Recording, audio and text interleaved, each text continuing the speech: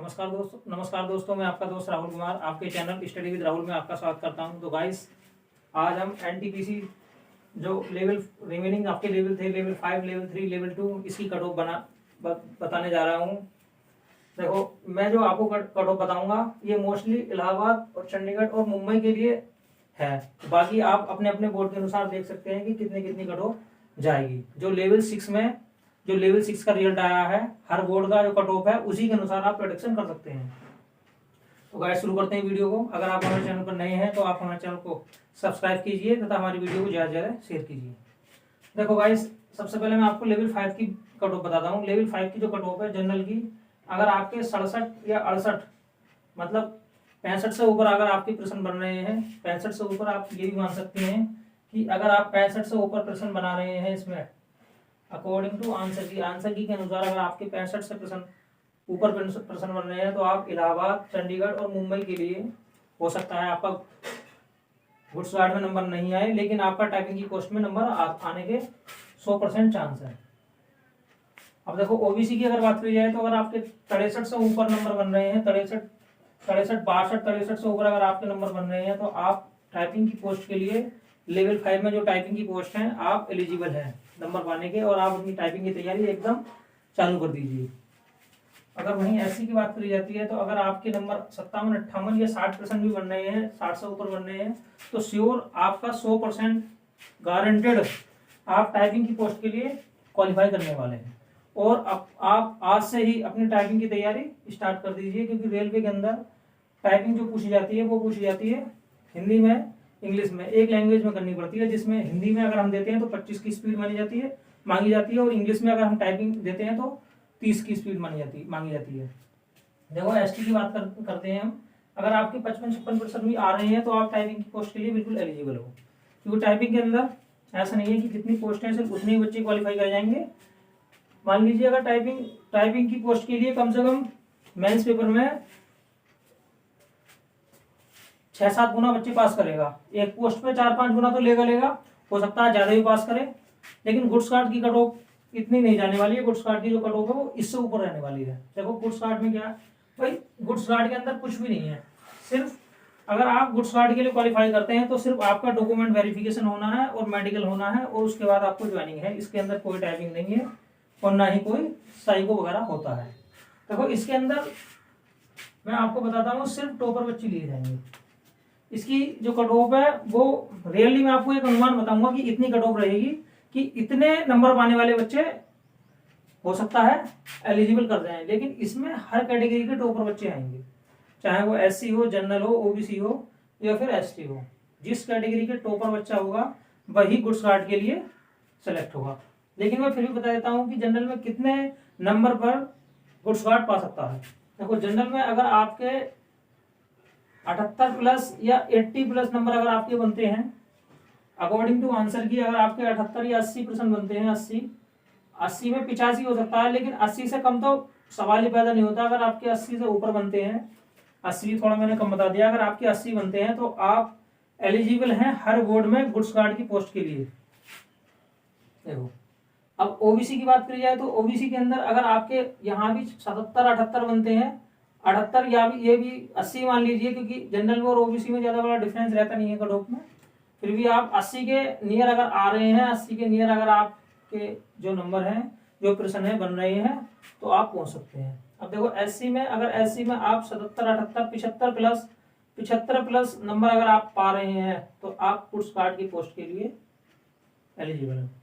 देखो, अगर एसटी की बात करी जाए तो एसटी में भी अगर आप 70 प्लस नंबर पा रहे हैं तो आप गुड्स कार्ड की पोस्ट पा सकते हैं। अब देखो, मैंने इतने नंबर क्यों बताया गाइस, देखो ये प्रश्न है, ये नॉर्मलाइज मार्क नहीं है, क्योंकि नॉर्मलाइजेशन जब होगा तो आपके नंबर उसमें घट बढ़ सकते हैं। आपको पता है कि हर दिन 3 दिन पेपर चला है, मतलब हर बोर्ड का अलग अलग डेट को पेपर हुआ है। मुंबई बोर्ड का 12, 13, 14 में हुआ शायद, और इलाहाबाद का हुआ 15, 16, 17 में।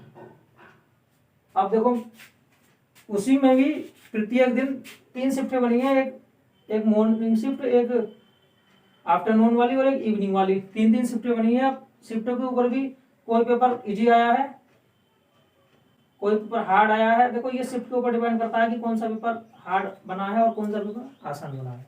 अब जो पेपर इजी है उसमें बच्चा ज्यादा क्वेश्चन लेकर आ गया है, और जो जो पेपर हार्ड है उसमें बच्चा ऑब्वियसली सीधी सी बात है कम पेपर कम कम क्वेश्चन करके आया है। अब इसमें भी आप ऐसा नहीं है कि इतने प्रश्न लाने के बाद भी आप नंबर ला सकते हैं, इसमें भी आपका प्रश्न हेर फेर हो सकता है। अगर आपकी जो शिफ्ट है वो हार्ड है तो आपका कम प्रश्नों पर भी नंबर आने के चांस है, और अगर आपकी शिफ्ट इजी है तो भी मतलब फिर नंबर ज्यादा बढ़ते नहीं है। ऑब्वियसली ऐसा मान लीजिए कि अगर आपकी शिफ्ट ज्यादा ज्यादा आसान है तो आपके जो नंबर है वो ज्यादा नहीं बढ़ते हैं। जैसे मान लिया आपने 70% करे, 72% करे, तो आपके 70 या 72 ही नॉर्मलाइजेशन मार्क आएगा। लेकिन अगर आपकी शिफ्ट हार्ड है तो आपके 65% भी 75 नॉर्मलाइजेशन स्कोर बन सकता है। बाकी देखो इसके अलावा मैं आपको बता देता हूँ, देखो गुड्स कार्ड के लिए सिर्फ और सिर्फ ये कट ऑफ लगेगी, और इसके बाद आपका डॉक्यूमेंट वेरिफिकेशन होना है। डॉक्यूमेंट वेरिफिकेशन के बाद में मेडिकल होना, और मेडिकल के बाद में आपको ज्वाइनिंग मिलनी है।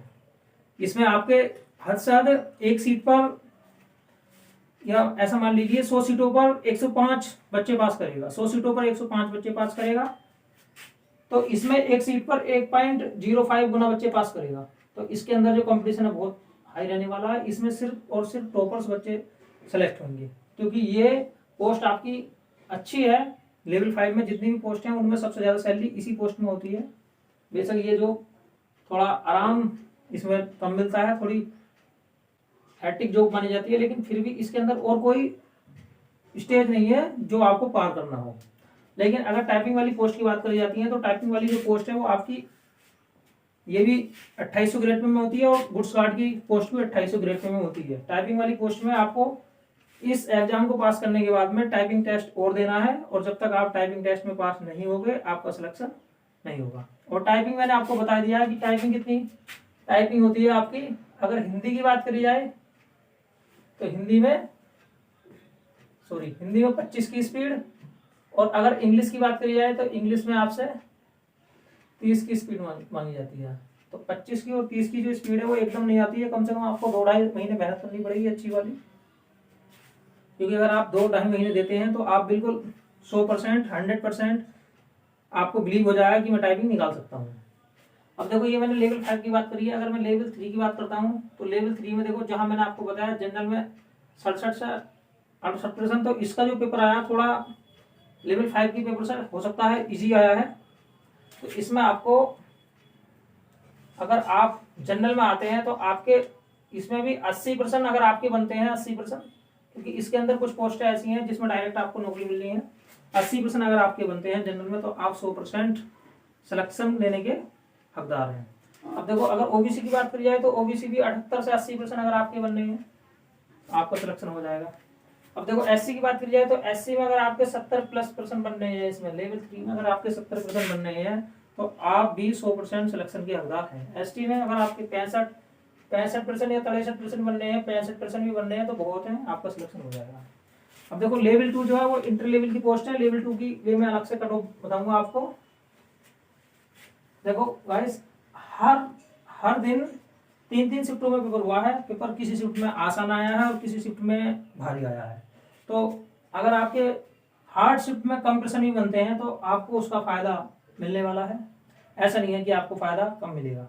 देखो जब आपकी अपने दोस्तों से बात हो रही होगी तो आपको पता है कि कोई मेरा दोस्त मुझसे ज्यादा प्रश्न लेके सही कर गया और मैं कम कर गया, तो आपको घबराने वाली बात कुछ नहीं है। अभी नॉर्मलाइजेशन होगा, क्योंकि एक शिफ्ट में पेपर नहीं हुआ है आपका 3 शिफ्टों में पेपर हुआ है, सुबह में, दोपहर में और शाम में। तो ऐसा नहीं है कि पेपर का जो लेवल है वो एकदम एक सेम हो। जब पेपर का लेवल डिफरेंट होता है उसी के लिए नॉर्मलाइजेशन लगाया जाता है। तो सिर्फ और सिर्फ अगर आपके इतने प्रश्न बन रहे हैं तो आपको कोई ज्यादा चिंता करने की बात नहीं है। आप अपनी टाइपिंग की तैयारी में जुट जाइए, आपको 100% सफलता मिलेगी। इससे पहले मैं बता देता हूँ अपने बारे में। देखो गाइस, जिन बच्चों का नहीं होगा उन्हें कभी हारना नहीं है, क्योंकि पिछला जो एनटीपीसी हुआ था मैं खुद उस एनटीपीसी में पॉइंटों में बाहर हुआ था। मेंस पेपर में मेरा सिलेक्शन हुआ था 0.09 से सिलेक्शन हुआ था। और देखो उस टाइम 2015 की वैकेंसी थी, 2017 में मेंस पेपर हुआ था, उसी टाइम रिजल्ट आया था।